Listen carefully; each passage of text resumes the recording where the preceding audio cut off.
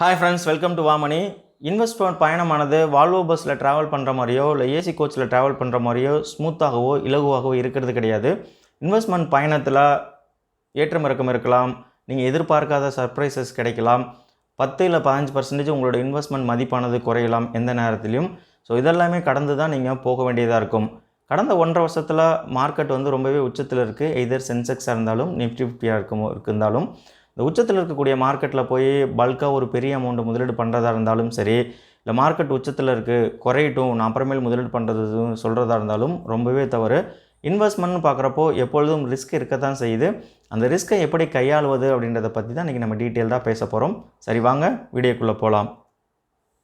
இந்த ஸ்க்ரீனில் தெரியறது ஒரு large cap fund versus Nifty 50 bench mark கடந்த 7 வருஷத்தில் என்ன மாதிரி ரிட்டர்ன் கொடுத்துருக்கு அப்படின்ற ஒரு உதாரணத்துக்கு தான் நான் இங்கே சொல்கிறோம். 2014 இந்த லார்ஜ் கேப் ஃபண்டானது 35% மேலே ரிட்டர்ன் கொடுத்துருக்கு.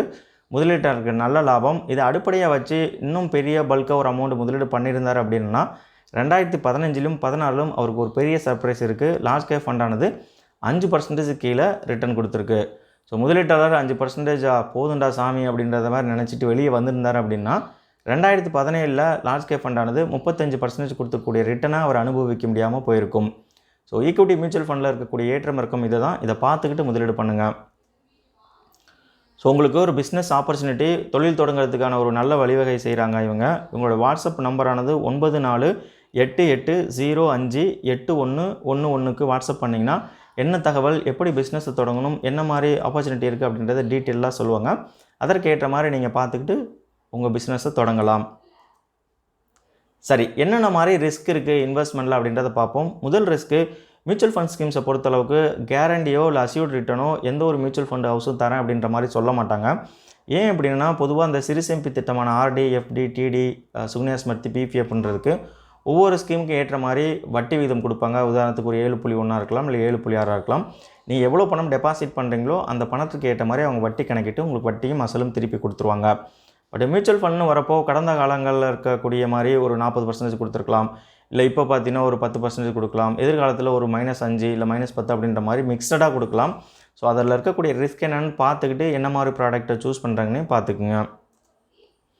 ரெண்டாவது, மியூச்சுவல் ஃபண்ட் ஸ்கீமாக இருந்தாலும் சரி, இல்லை வேறு விதமான ஈக்விட்டி ஷேர்ஸாக இருந்தாலும் கடந்த காலம் பர்ஃபார்மன்ஸ் எப்படி பண்ணியிருக்கிறதுன்ற வச்சுக்கிட்டு அதை அடிப்படையாக வச்சு எதிர்காலத்திலும் இதே மாதிரி தான் பர்ஃபார்மன்ஸ் பண்ணும், இதே மாதிரி தான் உங்களுக்கு லாபம் கொடுக்கும் அப்படின்றத ப்ரிடிக்ட் பண்ணாதீங்க. ப்ரிடிக்ட் என்றைக்கும் ஈக்விட்டியாக இருந்தாலும் சரி, இல்லை மியூச்சுவல் ஃபண்ட்லாலும் வேலைக்கே ஆகாது. பாஸ்ட் பர்ஃபார்மன்ஸை வச்சுக்கிட்டு மட்டும் நீங்கள் முதலீடு பண்ணிங்கன்னா உங்களுக்கு ரிஸ்க் ரொம்பவே பெரிய ரிஸ்க் காத்துட்ருக்கு.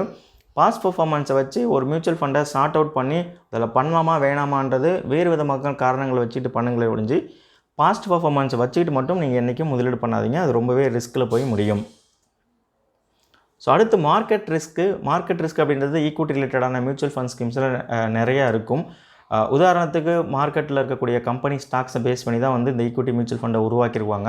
அந்த கம்பெனி ஸ்டாக்ஸ் ஒரு 40 ஸ்டாக்ஸோ 50 ஸ்டாக்கோ நல்லா பர்ஃபார்ம் பண்ணிச்சு அப்படின்னா தான் இன்வெஸ்டரோட NAV வேல்யூவானது மதிப்பு அதிகரிக்கும். அதுவே அந்த 40 ஸ்டாக்கும் நல்லா பர்ஃபார்ம் பண்ணல அப்படின்னா NAV வேல்யூ குறையிறதுக்கு வாய்ப்பு இருக்குது. ஸோ டெய்லி பேசிஸில் NAV வேல்யூ சேஞ்ச் ஆகும், ஏற்றம் இறக்கம் இருக்கும். அதையும் நீங்கள் பார்த்துக்குங்க. 4வது ரிஸ்க்கு லிக்விடிட்டி ரிஸ்க்கு. இந்த லிக்விடிட்டி ரிஸ்க் இந்த ETF க்ளோஸ்ட் எண்டட் மியூச்சுவல் ஃபண்டில் ரொம்பவே இருக்கும். அது எப்படி லிக்விட் ரிஸ்க்குன்றது நான் சொல்கிறேன் என்னென்னா, பொதுவாக இந்த ETF நீங்கள் ஒரு பணம் பல்காக முதலீடு பண்ணியிருக்கீங்க அப்படின்னா அதை நீங்கள் விற்க போகிறீங்க அப்படின்னா அதுக்கு சரியான பையர், அதாவது யாரும் வாங்குறவங்க இருந்தால் தான் உங்களால் அந்த ETFையும் சரி விற்க முடியும். அப்படி இப்போ பணம் தேவை, ஒரு 10 லட்ச ரூபா உங்களுக்கு தேவை அப்படின்னா உங்கள் அக்கௌண்ட்டில் இருக்குது இன்வெஸ்ட்மெண்ட்டில், பட் அந்த 10 லட்ச ரூபா உடனே உங்களால் பணமாக மாற்ற முடியாதது தான் லிக்விட் ரிஸ்க்கும்பாங்க. ஸோ அந்த மாதிரி இருக்கிறப்போ என்ன ப்ராடக்ட்டு, அதோட நேச்சர் எப்படி ஒர்க் ஆகுது, ரெடீம் பண்ணுறதுக்கு சௌரியமாக இருக்கா, ரெடீம் பண்ணால் எவ்வளோ நாளில் பணம் வரும் அப்படின்றத பார்த்துக்கிட்டு அதற்கேற்ற மாதிரி பண்ணுங்கள். சப்போஸ் பார்க்காம நீங்கள் ரிஸ்க் எடுத்து முதலீடு பண்ணிங்கன்னா கரெக்டான எப்போ பணம் தேவை இருக்கோ அந்த டைமில் உங்களுக்கு பணம் கிடைக்கிறதுக்கு தாமதமாகும். 5வது ரிஸ்க்கு கிரெடிட் ரிஸ்க்கு. பொதுவாக அந்த கிரெடிட் ரிஸ்க் பார்த்திங்கன்னா அந்த டெப்ட் ரிலேட்டடான மியூச்சுவல் ஃபண்டில் இருக்கும். எப்படி இது ஒர்க் ஆகுது அப்படின்னா இது உதாரணத்துக்கு இப்போ ஒரு ஃபண்ட் மேனேஜர் ஒரு 100 கோடி ரூபாய் ஒரு கார்ப்பரேட் பாண்டில் முதலீடு பண்ணியிருக்காருன்னு வச்சுக்கோங்க.